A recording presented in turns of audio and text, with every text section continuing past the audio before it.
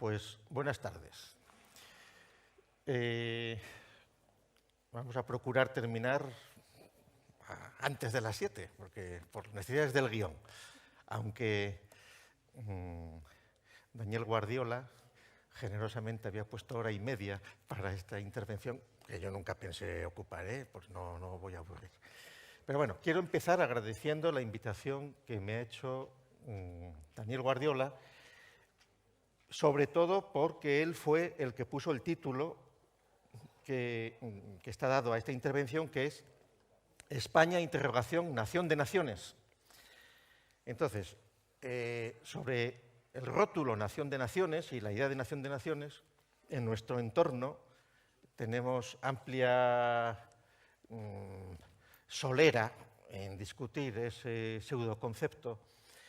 Y gracias a esta invitación, pues pude completar un seguimiento histórico del uso de lo que nosotros llamamos rótulo, nación de naciones, entre comillas, porque metodológicamente les voy a explicar mínimamente qué se quiere decir con esto. Pues existen algunos tratadistas que cuando abordan el asunto de nación de naciones, dicen, hombre, se podrían encontrar antecedentes de la nación de naciones, pues, y entonces empiezan, según la imaginación de cada cual, a decir, en la época de Alfonso X el Sabio ya estaba prefigurada una nación de naciones, en las nacientes relaciones de Castilla, etcétera, etcétera. Bueno, toda esa literatura retrospectiva, pues la dejamos de un lado. Nosotros nos vamos a fijar en el rótulo nación de naciones, puesto entre comillas, cuando se busca en Google, por ejemplo, ¿no? Es decir, en esa expresión, ¿por qué? Porque haciendo el seguimiento de esa fórmula, de ese rótulo, vamos a poder encontrar pues, partículas ideológicas que se van a ir sucediendo en el tiempo y podemos encontrar de una manera mucho más precisa, al margen del multivocismo que pueda haber en los términos, la genealogía, las deudas, la evolución de algunas ideologías a lo largo del tiempo. Y entonces debo decir que mi sorpresa al preparar esta intervención, gracias a la sugerencia de Daniel, fue que al estudiar cronológicamente los usos del rótulo nación de naciones, los resultados son sorprendentes, como podremos ver ahora. Nos vamos a servir de una página que yo supongo que lo que ven ahí lo leen desde, con ese tamaño de letras, se lee más o menos, ¿no? Que esa página está disponible en Internet, en filosofía.org, que es uno de los sitios que nosotros mantenemos, y aunque es una página muy reciente, que lleva 2 o 3 días, y entonces todavía no la ha deglutido Google. Dentro de unos días, cuando pongan Nación de Naciones, saldrá entre los primeros lugares, pero todavía sale la 10ª o así, pero vamos, es cuestión de tiempo, porque hemos metido bastantes materiales que tienen que ver con estas cosas. Entonces, para hacer la respuesta rápida inicial a la pregunta ¿España, nación de naciones?, entre interrogación, pues habría que decir, depende de qué entendamos por nación de naciones. Es decir, si pretendemos que nación de naciones es un concepto riguroso, es decir, que tiene el mismo sentido el primer nación que las naciones, pues hay que decir que nación de naciones es un concepto que no tiene absolutamente ninguna consistencia lógica. Es un paraconcepto, es una paraidea, similar a hablar de círculo de círculos. Si decimos, ¿puede haber un círculo de círculos? Círculos, imaginándonos el redondel. Pues no, un montón de círculos de redondeles no forman un círculo. Ahora, si ya nos ponemos en plan, cambiando el sentido de los términos, podríamos decir, sí, existen círculos, que son los círculos podemitas, y entonces una asamblea de representantes de los círculos sería un círculo de círculos, pero estaríamos hablando de otra cosa, que estamos utilizando un término con distintos sentidos. Entonces, en el sentido de nación, y gracias a lo que ya se ha dicho en la mesa anterior, a lo que han explicado, y particularmente Axel, la distinción que nosotros hacemos entre nación biológica, entre nación étnica, entre nación histórica, entre nación política, entre nación canónica o política y luego las naciones fraccionarias, pues habría que decir el concepto nación política de naciones políticas es un sinsentido político y filosófico. sí que perfectamente se podría decir, España es una nación política de naciones étnicas, por ejemplo. Entonces eso puede tener algún sentido, se puede entender, pero lo otro no. Y esto es algo que, y se ha mencionado en la mesa anterior, interesantísima, porque existe la opinión lanzada de que, y se ha dicho esta mañana, yo creo que incluso, que la nación-estado es algo que pertenece casi al pasado, que hay que revisarlo, que se está continuamente con esas ideas que son pues, simple manifestación de confusiones, porque el criterio que hay que adoptar realmente de qué se entiende por nación en un sentido político es el uso normal que después de la Primera Guerra Mundial, por ejemplo, se dio a la Sociedad de Naciones o a la Liga de las Naciones.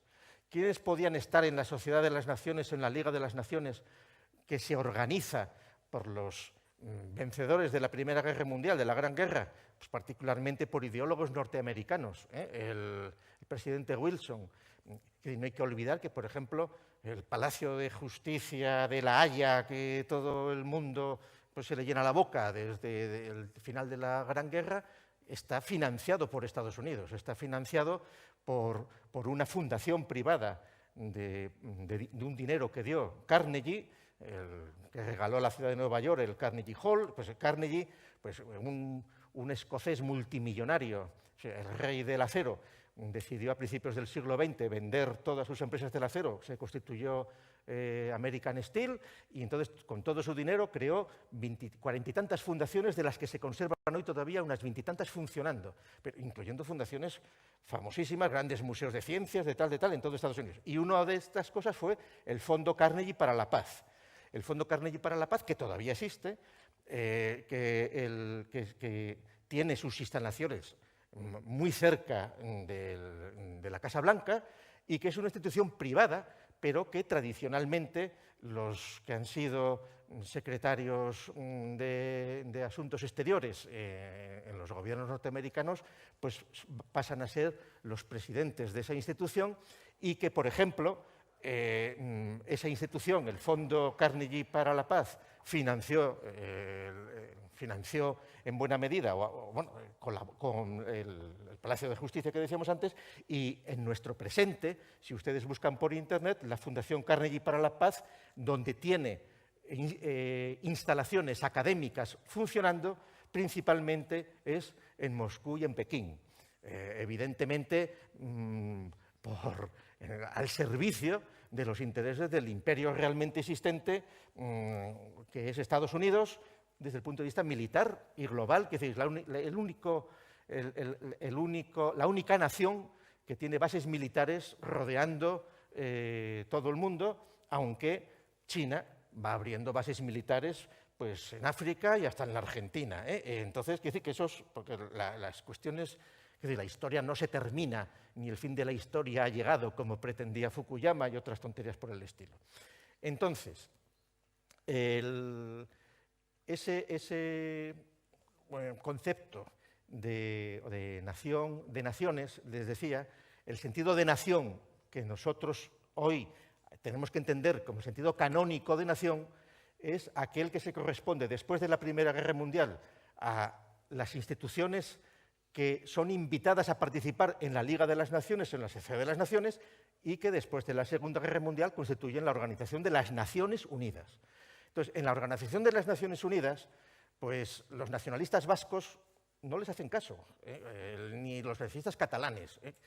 Y ahí vienen las confusiones entre naciones y estados, etcétera, etcétera. Claro, Estados Unidos, que ellos se pregonan nación de naciones, pues aquí está pues, una de las primeras citas en inglés de Nación de Naciones, de Walt Whitman, en Hojas de Hierba, en el año 55, sí. Pues claro, ahí el sentido de Nación de Naciones, eso es muy discutible en ese año. ¿A qué se refieren en el ámbito anglosajón un poeta? Si está hablando de una reunión, de si esas naciones son las colonias que se han unido y tal. Cuando habla al principio, habla Americans, ¿Se refiere a los norteamericanos o a todo el continente? Quiere decir que eso es una cuestión ya para hermenéutica y filología retrospectiva de un texto de la introducción a una obra de un poeta. Pero Estados Unidos se llama Estados Unidos de Washington,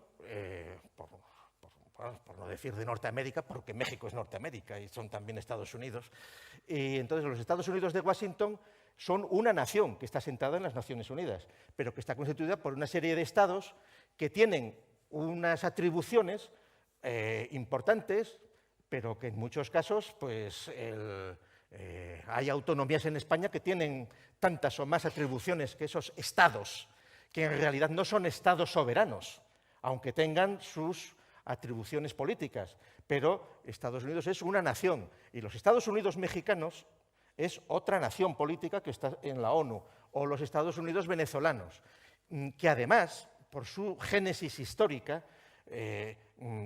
están mucho más estructurados, digamos, los Estados Unidos mexicanos o los Estados Unidos venezolanos, en tanto que esos estados son la traslación de las estructuras del Imperio Español, que en el momento de las independencias, pues lo que eran territorios administrativos de la Nueva España, etcétera, se fueron articulando por intereses particulares de todo tipo, geográficos, pero que son estructuras que tienen una tradición secular, no así algunas de las fronteras de los Estados Unidos de Washington, donde van a tiralíneas como en las naciones africanas, es decir, que tienen una génesis puramente ya postiza, política, de reparto de territorios, pues en los procesos de descolonización después de la Segunda Guerra Mundial o cuando fuera.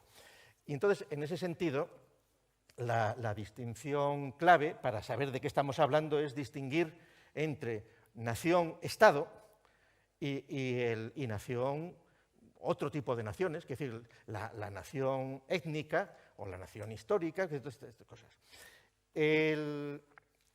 Se confunde inmediatamente todas estas cosas en nuestro entorno, en el entorno de España, por ejemplo, como ya se ha dicho también en la mesa anterior, cuando se introduce Europa por medio. Y fíjense, aquí estamos ahora en la sala Francisco de Vitoria, este salón, en el Palacio Europa de Vitoria. Y entonces, pues, fíjense qué bonito, sí, Francisco de Vitoria, que es considerado como fundador del derecho internacional, que además quien le reconoció con esos méritos en buena medida fue precisamente el ideólogo norteamericano que estaba gestionando el Fondo para la Paz, Carnegie. Y entonces, que era un protestante norteamericano que voluntariamente fue a la guerra de Cuba, o sea, apuntó para ir en el 98 contra España, que luego no tuvo necesidad de ir a Cuba porque fueron tantos, al parecer, los estudiantes y gente bien colocada de Estados Unidos que querían ir a la guerra de Cuba, que no hizo falta. Y entonces este señor, Scott se llamaba, después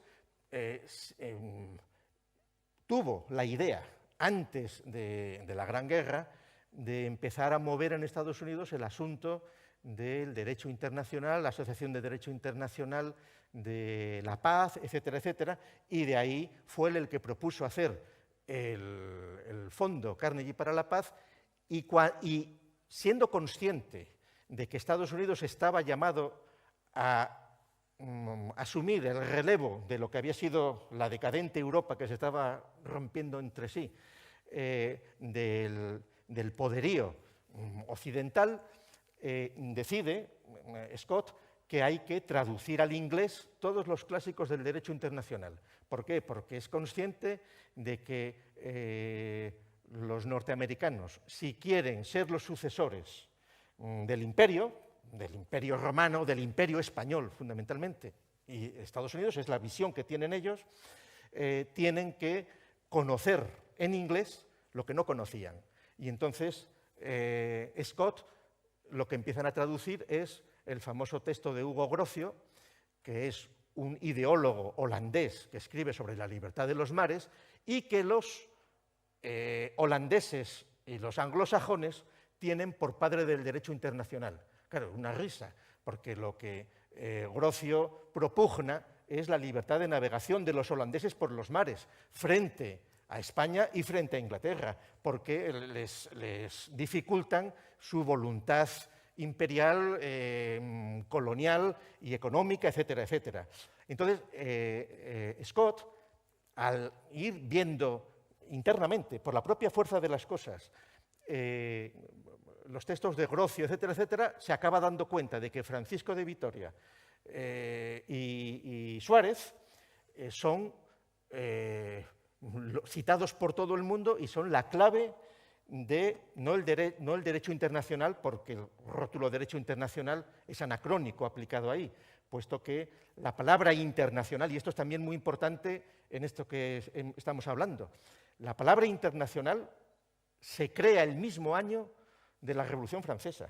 Es decir, cuando en Francia la soberanía es asumida en el proceso revolucionario por el pueblo, no por el rey, cuando los soldados en la batalla de Valmy, es decir, que cuando tienen que ir a luchar a Valmy contra la alianza del antiguo régimen que va a intentar sofocar la revolución en Francia, cuando los soldados en la batalla de Valmy, que hasta entonces cuando entraban en batalla gritaban ¡viva el rey!, y dice, joder, si le acabamos de quitar de en medio, ¿cómo vamos a decir viva el rey? Entonces dicen ¡viva la nación!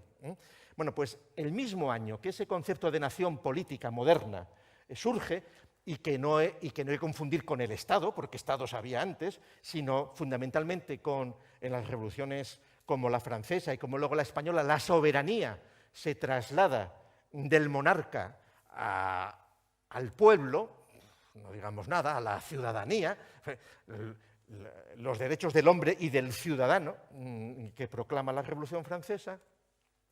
Cuando eso sucede es cuando un ideólogo inglés, Jeremías Bentham, se inventa el término internacional y derecho internacional.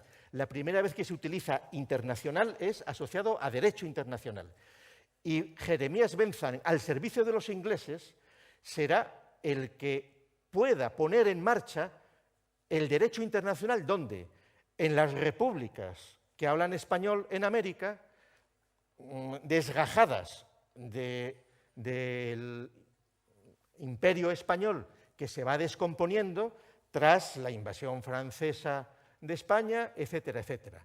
Y entonces las primeras cátedras que hubo de Derecho Internacional estuvieron en la Gran Colombia, estuvieron en Caracas, estuvieron en Bogotá. Los ideólogos de ese Derecho Internacional eran Bolívar, eran Santander. Los catedráticos de lo que antes era el derecho de gentes pasan a llamarse catedráticos de Derecho Internacional. Evidentemente antes existían relaciones entre los estados y entre las monarquías, y entonces, claro, el concepto de derecho internacional pues es un error llevarlo a Francisco de Vitoria o a Suárez, porque se está hablando de otras cosas. Porque lo que está hablando Vitoria, lo que está hablando Suárez es, y eso es lo que se dio cuenta Scott, y Scott publicó 2 libros publicados por la editorial de los jesuitas, el que había sido protestante en Estados Unidos, 2 libros en los años 30, o 20 y tantos o 30, que es pues, Francisco de Vitoria, fundador del Derecho Internacional, y Suárez, los fundamentos católicos del Derecho Internacional, algo así, 2 obras clásicas, que fueron, molestaron mucho a los ideólogos europeos, etcétera, etcétera. Bueno, esto de Scott lo pueden encontrar también en estas páginas, esto que les he contado, y lo del derecho internacional, porque es verdaderamente vergonzoso que haya, por ejemplo, profesores españoles de derecho internacional que en artículos publicados digan el derecho internacional, las cátedras de derecho internacional se incorporan a la universidad universal. Se discute si fue en París en 1850 o si fue en Estados Unidos de Washington en 1849. No, 20, 30 años antes ya se utilizaba el rótulo derecho internacional. ¿Por qué? Pues porque Jeremías Bentham había escrito las constituciones para las nuevas repúblicas americanas que las publicaba el Ministerio de Asuntos Exteriores británico en español y que son las que se llevaba Santander y Bolívar para trasladarlas allí en competencia con la Constitución de Cádiz del 1808, que también estaba operando. Es decir, que ahí la dialéctica entre imperios, entre el mundo anglosajón y el español, pues es absoluta hasta en la terminología. Bien, entonces, algo parecido sucede ahora, y les voy a poner, para no hacer una visita cronológica del asunto, vamos a darnos aquí un salto en el tiempo. Vamos a ver. Aquí un gorjeo del bachiller IZ, a ver, yo no sé si esto se puede escuchar. A ver. No, es que esto, no se puede escuchar porque esto no tiene audio. No pasa nada. Bueno, era para que lo escucharan. Bueno, el bachiller IZ en 2016, en plena Congreso de los Socialistas de Cataluña, cuando se clausura el 13 Congreso, él dice, y sí, Cataluña quiere ser reconocida como nación, como lo que nos consideramos. Nadie ha de ver en esta afirmación de Cataluña como nación ningún riesgo, ni para la unidad de España ni para la fraternidad entre los españoles. Es sencillamente que Cataluña pueda ser conocida y reconocida como lo que siente. Y es verdad que aquí también hemos trabajado muchas veces intentando encontrar la definición de nación que pueda ser suficientemente incluyente para que no levantara recelos innecesarios. Afortunadamente, Óscar, le dice, este Óscar al que se refiere es el sucesor de Redondo desde hoy, o desde el sábado. Óscar le dice, tenemos una referencia castellano-leonesa, bueno, de hecho leonesa, para ser más exactos, que era la de Anselmo Carretero, que fue el primero en acuñar esta expresión de nación de naciones, con un par, y por lo tanto Luis, pues, Luis Tudanca, pues, que era el secretario del PSOE en Castilla y León, bueno, que lo sigue siendo, cuando nos digan esto es un invento de los catalanes, lo de nación, yo os pido que saquéis un poco de pecho y digáis, no, esto es de Anselmo Carretero. Claro. Entonces, y aquí IZ está asumiendo que nación de naciones es un rótulo que acuña Anselmo Carretero. Anselmo Carretero es un señor de Segovia que estuvo exiliado en México, que su padre había también escrito unos libros sobre el regionalismo castellano, que él escribió los suyos en el año 52, en el año 60, pero Anselmo Carretero está siempre hablando de la nación española y se está refiriendo a regiones. Es cierto que utiliza nación de naciones, pero es una tergiversación absoluta utilizarlo, bueno, y aparte, obviamente, como ya hemos dicho y veremos, no es el que inventa ese rótulo en absoluto. Y ahora, ¿por qué IZ en 2016 recupera lo de nación de naciones en ese momento? Pues porque en 2006, 10 años antes, hay una fundación catalana que se llama Fundación Campanals, o Campalans, que si entran en su página web pone Fundación Campanals, el think tank del socialisme català. Entonces, esa fundación en 2005 decide que hay que recuperar el rótulo Nación de Naciones, que se ha olvidado, que se está utilizando poco y que hay que recuperarlo. Entonces, buscan un brillante doctor que pueda asumir ese trabajo, y entonces ese joven doctor, un doctor europeo en Bolonia, escribe un libro, pues, España, Nación de Naciones. Entonces, a base de... es curioso, ese libro es de 2006, que el grado de indigencia doctrinal de ese libro es absoluto. O sea, no maneja distinciones que ya podía manejar, porque, por ejemplo, Bueno, en ese momento, había escrito España no es un mito, España frente a Europa, etcétera, donde hay un montón de textos poniendo en su sitio el concepto, el rótulo Nación de Naciones. En esta página tienen esos textos recogidos. Y sin embargo, claro, es una óptica europeísta, pues en Europa todos nos disolveremos, etcétera, etcétera, y él, a base de Anselmo Carretero, y se publicó ese libro, que ese libro luego está disponible en una versión del año 12 en Kindle, en Amazon Kindle. y el autor, 2 años después, sacó una plaza de letrado de la Generalidad de Cataluña y prácticamente se ve que le absorben sus trabajos profesionales, porque en sus publicaciones académicas que aparecen pues, ¿cómo se llama?, en Dialnet, pues a partir de 2010 ya deja de producir. Pero bueno, ahí sigue funcionando. Y entonces, hay una voluntad catalana de recuperar nación de naciones. Entonces, volvemos al inicio, o a ver de dónde procede esto. Entonces, bueno, aquí, que ya lo habrán visto, también, pues no voy a hacerles una cosa cronológica, porque el que quiera verlo con detalle, que se mire esta página, pero aquí, el primero, o sea, Nación de Naciones en España, en español, que el uso más antiguo que he encontrado es en español, no es en inglés, el de Whitman, es de un clérigo, bueno, clérigo no, de un apologista católico catalán, colega de Balmes. El uso que se va haciendo, ahora vamos a ver el primer uso, porque verán que ahí está todo ya recogido, se puede entender perfectamente todo el asunto.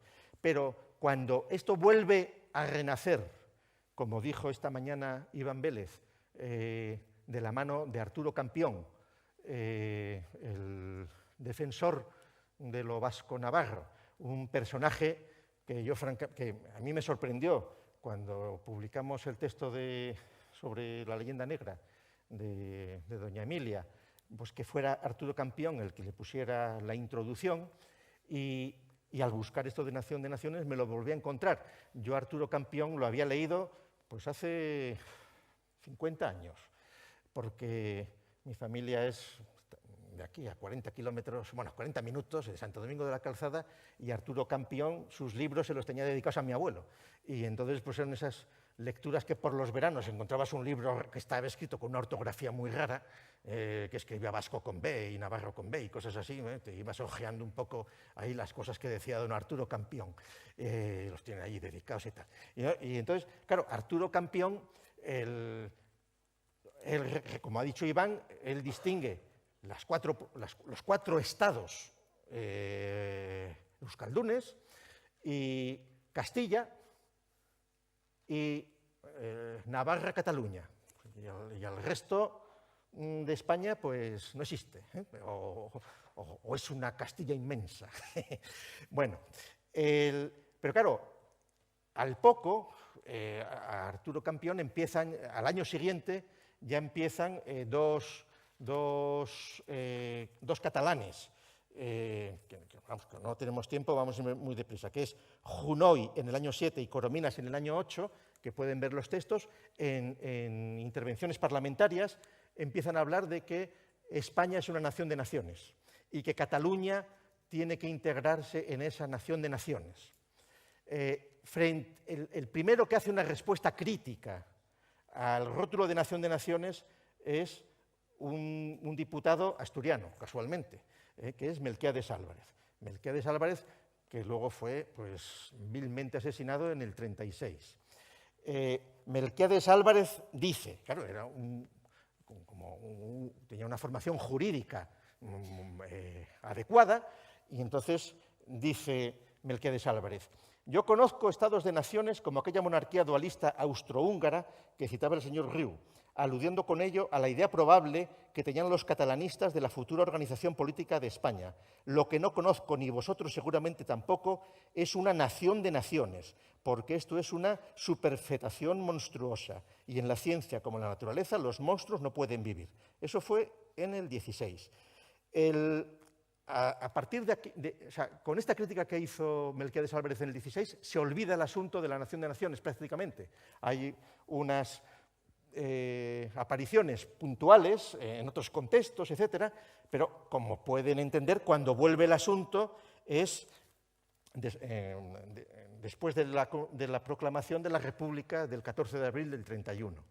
Y vuelve a ser Melquiades Álvarez, en sede parlamentaria, el que dice: una nación de naciones es un concepto contradictorio, porque la nación representa la plenitud del poder y por tanto estarían en pugna constante los poderes que ejercieran cada una de esas nacionalidades sin que por ello pudieran desenvolver su misión histórica.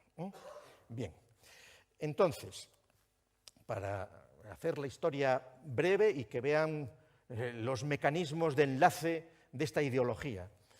En la época en los años de la República, la intervención también de Melquiades Álvarez apaciguó que los catalanistas siguieran hablando de nación de naciones, en el año 32, 33, 34, pero curiosamente, después de los sucesos de octubre del 34, en Barcelona, en Asturias, y en el año 35, pues hay un personaje que ya había estado implicado en las discusiones sobre el asunto de la nación en el año 16, que es Francisco Cambó, y Francisco Cambó reivindica el volver a hablar de nación de naciones, en el año 35, en un discurso en Tarrasa. Y el que tenga interés en escuchar la voz de Cambó, pues la pueden escuchar aquí, aquí tienen hasta el audio. Bueno, entonces, Unamuno ya se había dado cuenta de la ideología del invento cuando la discusión la institución de cultura, la primera vez que la cultura se une a una institución es en una cosa que quieren llamar institución de cultura en Cataluña, por el Ayuntamiento de Barcelona, y que eso lo prohibió el gobernador civil en aquel momento y se acabó, porque lo que pretendían en el año 8 era que en las escuelas que pusiera en marcha el Ayuntamiento de Barcelona solo pudieran dar clase profesores que hablaran catalán. Y entonces, de aquella, pues el gobierno civil se acabó. Y estos son guerras que venían de antes y donde siempre está detrás la Iglesia. Siempre está detrás la Iglesia. Es decir, se dice, o las órdenes que habían dicho, no tiene que haber los catecismos, no pueden estar en catalán, tiene que haber también catecismos en español. Y entonces dicen, no, es que no hay catecismos autorizados por el obispo en español. Entonces se autorizan en catalán. Es decir, ¿por qué? Porque desde el punto de vista católico, las naciones, después de la Revolución Francesa, son algo adventicio. Ellos están en la universalidad, en la catolicidad. Y, ojo, muchos de los movimientos que luego serán regionalistas, secesionistas, lo que se quiera, tienen sus orígenes ya en el siglo XVII y XVIII en las pugnas internas de algunas organizaciones católicas a la hora de los repartos de las áreas de sus provincias, de sus intereses. Es decir, los benedictinos gallegos pues estaban molestos con la preeminencia que tenía Salamanca o que tal, y ahí se ven pues, los escritos de los amigos de Feijóo, etcétera, etcétera, que ahí está funcionando, y eso va a seguir funcionando, y no digamos nada en el País Vasco, que eso absoluto. Cuando los capuchinos quieren apartarse de la férula centralista de Madrid para hacer su propio invento, etcétera, etcétera. Eso, esta mañana Iván mencionó, eso está a la orden del día. Bueno, entonces, Cambó lo que dice, lo que hemos dicho, dice, todos los grandes castellanos han sido grandes amigos de Cataluña y fervorosos simpatizantes del catalanismo. El más grande de todos, Menéndez Pelayo. Claro, Menéndez Pelayo. ¿Por qué? Porque Menéndez Pelayo era un imbécil político. Políticamente hablando, Menéndez Pelayo no se enteraba. O sea, él creía que era un profesor, era un erudito, y entonces todas las lenguas eran iguales. No, no, las lenguas no unen, las lenguas separan. Y entonces, una nación, y eso los franceses lo sabían perfectamente, tenía que hablar en francés, y el ejemplo francés es bien sabido. Al principio de la Revolución aceptaron los patuás, se aceptaron las lenguas locales francesas. Quienes transmitían los mensajes de la Revolución Francesa por las partes de Francia eran los clérigos que hablaban en patuás, y lo que transmitían era otra cosa distinta. Cuando se dieron cuenta los revolucionarios, dijeron, se acabaron los patuás prohibidos, el francés, para que se pueda entender todo el discurso en todos los sitios. Y entonces dicen, no, eso es el centralismo. No, no, eso es condición necesaria para constituir una nación política que lo sea. Y máxime, condición necesaria para garantizar como garantizan teóricamente las constituciones, y esta mañana hemos visto ejemplos magníficos del cachondeo que hay aquí con los sistemas de la educación ABCD, que si todos los ciudadanos que forman parte de una nación, porque lo dice la Constitución, tienen los mismos derechos y deberes, en el caso de España tienen la obligación de saber español y no se puede discriminar a nadie para no presentarse a las oposiciones si no conocen una lengua o si pues, no son blancos o no son negros o no tienen 4 o 8 apellidos de no sé dónde. Entonces esas son las cuestiones que, como ven, lo cruzan todo y están absolutamente presentes en todo. Bueno, pues Cambó aquí lo que dice bien claro, dice, fíjate cómo termina, dice, si nosotros representamos una nación hispánica, dice Cambó muy bien, tienen el audio que vale la pena escucharlo en catalán, pero bueno, que el catalán se entiende bien, no es vascuence ni el batúa. ¿Con qué derecho nos hablan a nosotros en nombre de España? Dice Cambó. Si somos nosotros más España que ellos, dice Cambó. Si nosotros representamos una nación hispánica más viva que todas las demás naciones hispánicas, y España no será nada y será el país invertebrado, camino de todas las decadencias que describe Ortega y Gasset, mientras que España no vuelva a tener un ideal imperialista, mientras que España no se sienta nación de naciones, mientras que en nombre de España no se sienta envidia por cada manifestación particular española, porque el conjunto de estos particularismos es lo único que puede formar una gran España.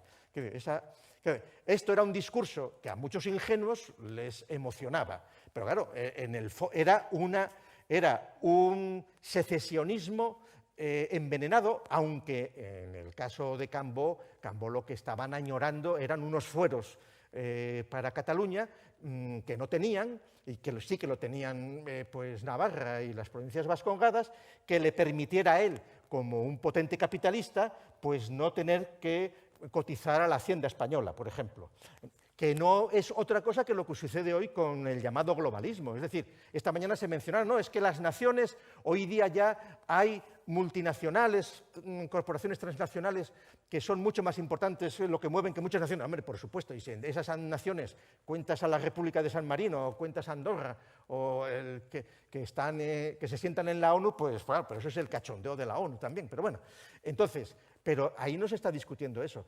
Aquí, creer que las naciones políticas, que los estados que están sentados en la ONU, eso está en decadencia, en absoluto, cada vez hay más, cada vez se han ido fragmentando más y la dialéctica con las grandes corporaciones es fundamentalmente el pago de los impuestos. Y entonces es creerse los pues, anarcocapitalistas, ideólogos de estas cosas, que los estados les oprimen porque les hacen pagar muchos impuestos en muchos sitios y que ellos están en una nube por encima de las cosas y que están por encima de los estados, que la globalización, claro, ahí se olvidan que si pueden estar en esa nube y que si ayer puede pues el multimillonario irse a dar un paseo por el espacio y no sé qué, que se enfadó mucho el Echenique, por lo visto, por eso, que dice que tenía que haber gastado el dinero en dárselo a los pobres y no sé qué, y no en irse a pasear por el espacio. Bueno, pues si estos millonarios pueden hacer estas cosas es porque, aunque procuran que sus empresas estén en paraísos fiscales, ellos están soportados por las naciones políticas realmente existentes que les garantizan la seguridad jurídica, que les garantizan el sistema bancario, que les garantizan los sistemas GPS, que les garantizan con la seguridad que les dan los ejércitos nacionales, etcétera, etcétera, etcétera. Y entonces es absolutamente una ingenuidad creer que puede existir un mundo por encima de los estados en nombre de la humanidad y en nombre de no sé qué, y con la tasa no sé cuántos y qué tal, y alcanzar... Bueno, cuentos para niños, para imbéciles, que se lo traga todo el mundo, o mucha gente, los que están con las agendas globalistas, pues nada, y que son ideologías muy baratas, pero que tiene muy apoyadas, y el que diga lo contrario, le borran de YouTube, le borran de Twitter, le borran de Facebook, o lo que sea, eso es así. Bueno, pues para ir ya acabando, porque si no, me reñís. Vamos hacia el presente. Vaya, a ver, espera. Aquí en esta página pueden ver que hay un epígrafe que se llama Sicariato político en Madrid. Sicariato político en Madrid. En el año 76, Recuerdan, los que puedan recordar, y los que no lo recordarán porque lo han leído, que Franco muere en noviembre del 75 y que el 15 de diciembre del 76 se produce el referéndum sobre el asunto de la reforma política, capitaneada por Suárez, etcétera, etcétera. Aquel referéndum en el cual el 94,17 de los 17,5 millones de españoles votaron que sí a la reforma política y todos aquellos, pues, habla pueblo, habla, tuyo es el mañana, pues todas esas cosas. Bueno, pues, una operación de un referéndum perfectamente pautado y que un éxito.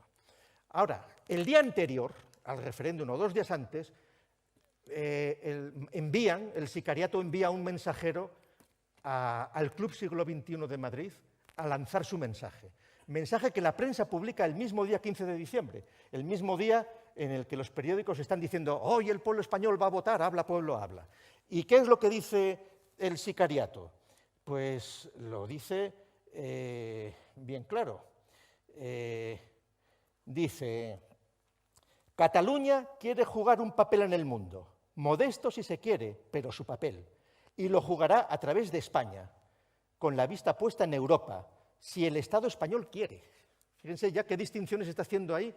Cataluña jugará un papel en Europa a través de España si el Estado español quiere.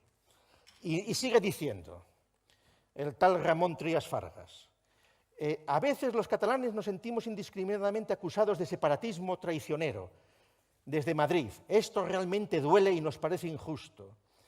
Explicó que para aportar a una España común los catalanes necesitan que se les reconozca su personalidad española. Bueno, resumiendo, dice: Cataluña no será separatista mientras no se la obligue. Es decir, ahí la mafia catalanista está advirtiendo en un momento clave de la transición política española que está amenazando con el separatismo. Están amenazando con el separatismo, porque aquí no se están utilizando magnitudes de regionalismo. Se está diciendo, España quiere tener una presencia nacional pequeña, a través de España, en Europa, siempre que el Estado español quiera, y si no, ateneros a las consecuencias. Claro, entonces este fue el mensaje en un ciclo que se llamaba La Corona y la nueva sociedad española ante un año histórico. Fíjense qué casualidad. Bien, aquí, claro, el Trias Fargas, pues busquen en internet Casa Fargas, que es donde él nació, que sí, pues un señor pues, de la burguesía catalana más entrañable, y que fundador de Esquerra Democrática de Cataluña, y que en el año 89, por lo visto, mientras daba un meeting en el partido Convergencia y Unió, que había fundado con Jorge Pujol, famoso corrupto, judicialmente hablando, pues se murió dando el meeting. Seguramente algo del veneno se le aplicó. Bueno, entonces, a muchos, Nación de Naciones lo asociarán con Herrero de Miñón. Bueno, los quienes tenemos cierta edad, en el año 77 hasta en la sopa nos metían lo de Nación de Naciones de la mano de Herrero de Miñón. Aquí yo le he llamado peón de la transición. Herrero de Miñón, un tío muy brillante, etcétera, etcétera, pues de UCD en aquel momento, y entonces les recomiendo que lean una entrevista que aquí está puesta, donde él dice, bueno, quiero decir que aquí, mira, aquí he logrado localizar la edición de El Eco de Canarias. Herrero de Miñón, secretario general técnico del Ministerio de Justicia. La región, el país, la nación, las nacionalidades, las autonomías, las lenguas, las banderas. España es una nación de naciones. Que aquí están utilizando un concepto absolutamente inconsistente de nación de naciones, donde está total... Herrero de Miñón no era tonto, es decir, que estaba haciendo un trabajo sucio que seguramente tenía que ver con todas las presiones que pudieron hacer pues quienes tenían capacidad para hacer esas presiones. Les pongo un ejemplo y que lo investigue quien tenga ganas. En Asturias, para potenciar la institución de la monarquía, que después del 75 nadie daba 2 duros por ella, en el año 80 por influjo de Sabino Fernández Campo, de la Casa Real, etc., y de la mano pues, de algunos próceres asturianos pues, que articularon bien el asunto, se puso en marcha la Fundación Principado de Asturias, que luego tuvo que cambiar su nombre por Fundación Príncipe de Asturias, porque cuando la bautizaron como Fundación Principado de Asturias todavía no existía la entidad autonómica llamada Principado de Asturias, que luego se mosquearon mucho y dijeron, no, el Principado de Asturias somos nosotros, somos los herederos de la Diputación Provincial, y bueno, por lo menos en su sede, aunque institucionalmente pues hagan todos los equilibrios que se quieran. Y entonces, esta Fundación Príncipe de Asturias, que luego, por estas cuestiones del sexo, ahora es Princesa de Asturias. Bueno, eso fue en el año 80, y a partir de ahí, sin duda, la imagen de la institución monárquica pues, fue mejorando, etcétera, etcétera. En el año 76, es decir, antes de la Constitución, ya se creó una Fundación Institucional Española. Fundación Institucional Española, muy discretita. Seguramente no le suena a nadie el nombre. Seguramente más uno de sus productos, que es ¿qué es el Rey para ti?, que es un concurso que hacen entre todos los escolares todos los años, desde hace un montón de años. Bueno, pues esa Fundación Institucional Española, desde hace 20 años, la preside un nieto de Cambó. Y esa institución, para adular a la institución monárquica, que era clave en el proceso de la transición de la ley a la ley, etcétera, etcétera, pues estaba teledirigida por el sicariato, etcétera, etcétera. Bien, ya el orgasmo de la Nación de Naciones es año 78, cuando los padres de la patria y los padres de la Constitución, incluyendo Herrero de Miñón, pues comienzan a discutir sobre Nación de Naciones en la fase de redacción de la Constitución española. Y aquí es un asunto que sí que es, bueno, simplemente mencionarlo, por ahí lo tienen. Aquí los debates constitucionales tienen el mayor interés, pero fundamentalmente para darse cuenta de la pobreza conceptual de los que participaron en esos debates. Es decir, no distinguen, o sea, claro, es cuando se introduce lo de las nacionalidades con unos sentidos totalmente indefinidos, donde unos querían escuchar lo que luego han seguido argumentando, etcétera, etcétera. Es decir, ahí es todo el cacao y toda la confusión presente.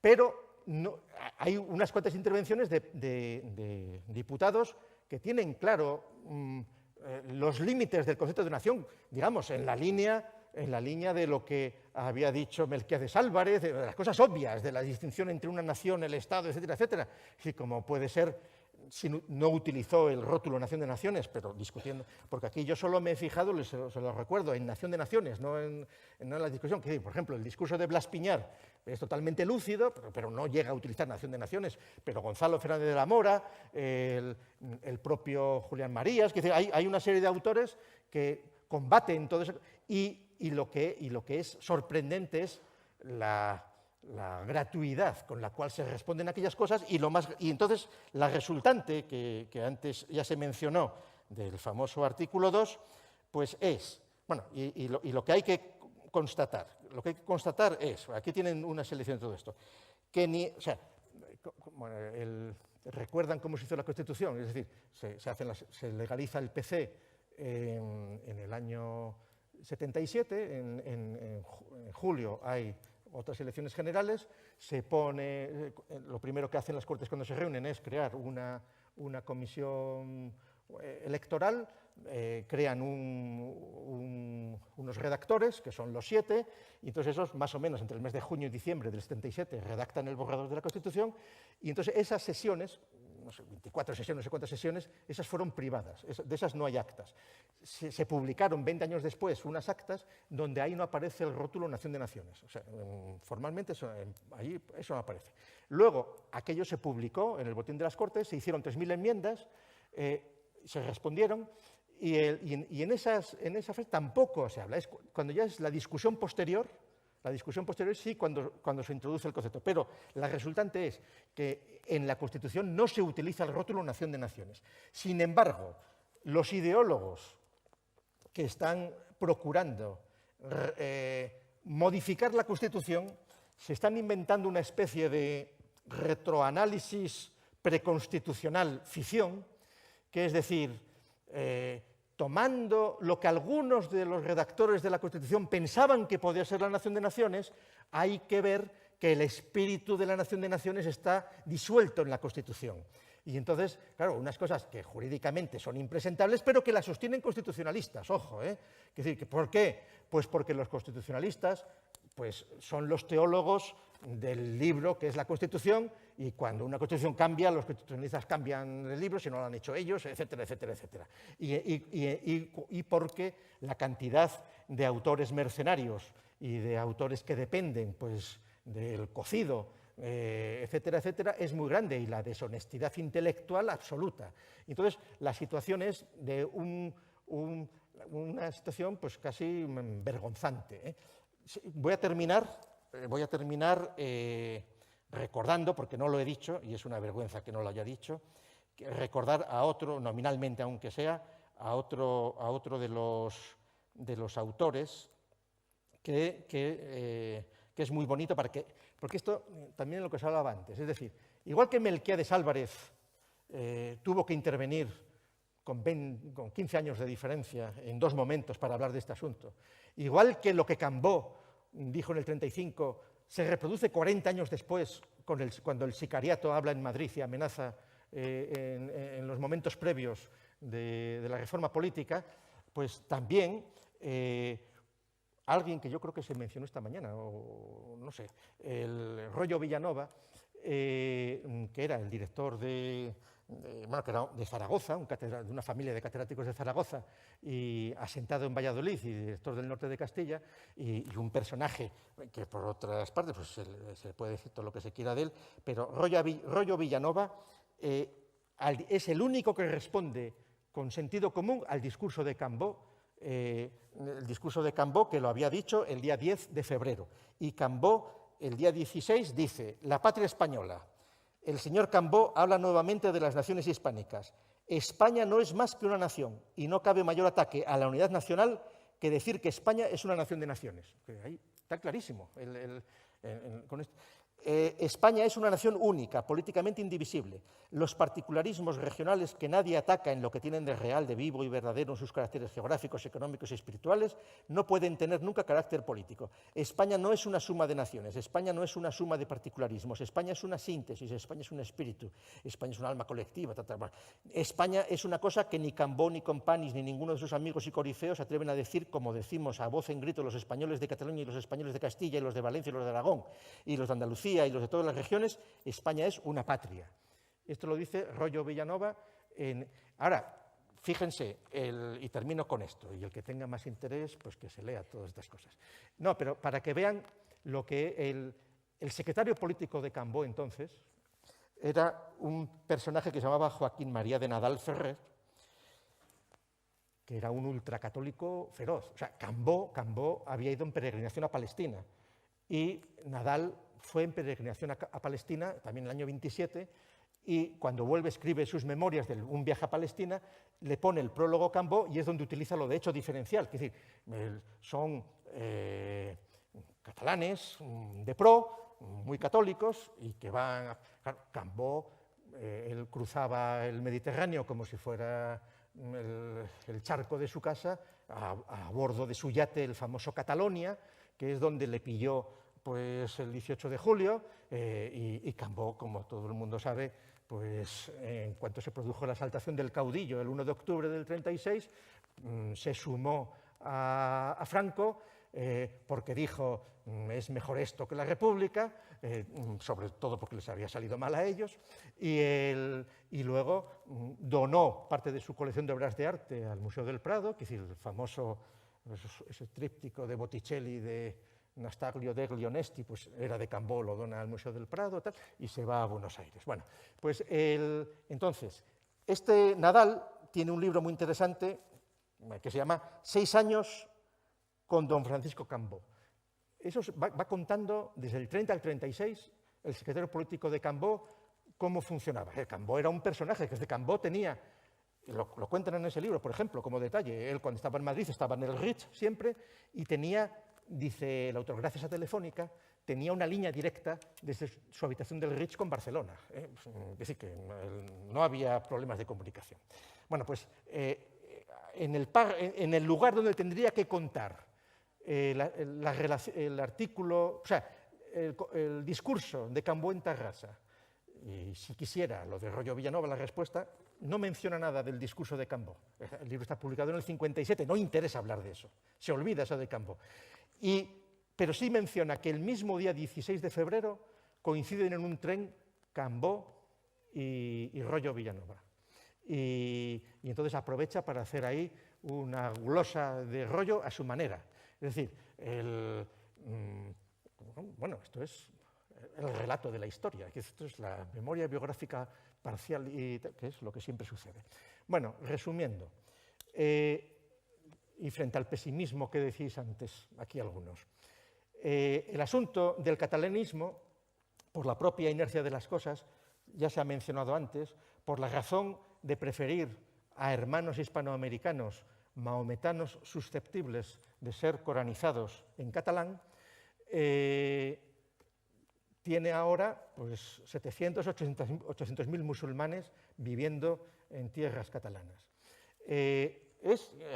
Los católicos catalanistas tendrían que hacérselo mirar y entonces tendrían que procurar, pues qué sé yo, que los mosenes de toda la vida catalanes, si es que quedan, pues entre regueldo de butifarra para que le dé un aire porcino, pues intenten convencer y cristianizar de nuevo, catolizar a esas gavillas de musulmanes, porque si no, la cosa se va, y se va.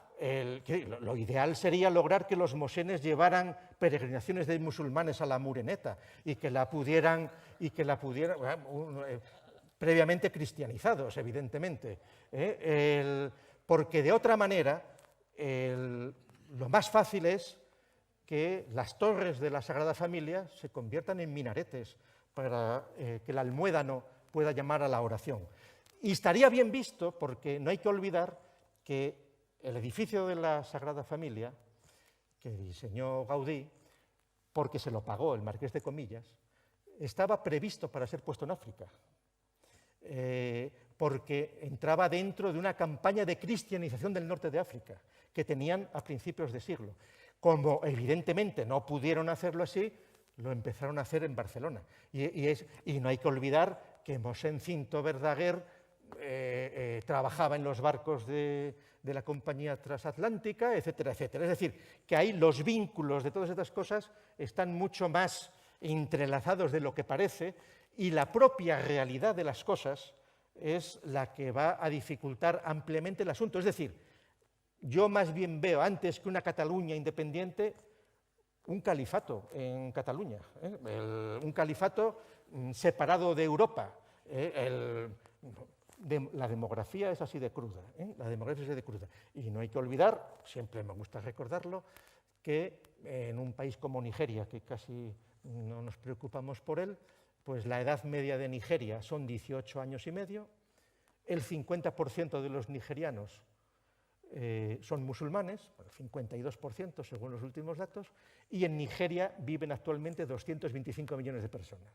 Es decir, ayer me sorprendió al llegar a Bilbao, al cruzar por una calle, ver una colección de norteafricanos, bueno, norteafricanos no, porque eran negros, que sí, ¿no? O sea, de nigerianos, abundantísima. Luego me explicaron que, por lo visto, pues, están en unas condiciones generosísimas de subvenciones y de ayudas, etcétera, etcétera, etcétera. Bueno, pues si la euskaldunización de esos africanos no se produce, que no se producirá.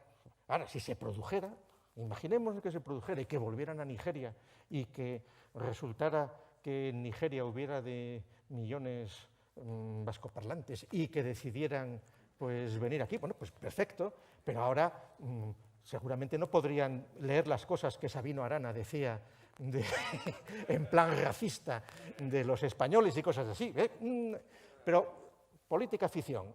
Pero, ¿qué quiero decir con esto? Que tienen mucho más perdida la guerra con la claridad con la que vemos ahora las cosas, que no es la misma que había hace 10 años al ver estas cosas, porque se ocultaban. Y aquí, claro, esta reunión, pues contra el nacionalismo, sería contra el secesionismo. Y aquí no es, aquí el concepto es el de secesión, el que tiene que funcionar, y es lo que se busca. Y todos, aunque evidentemente puede haber algunos, como diría hoy el Cambó si reviviera, pues que encontraría su futuro en Europa y en Europa de los pueblos, etc. Pero eso son otras milongas. Bueno, pues nada, muchas gracias.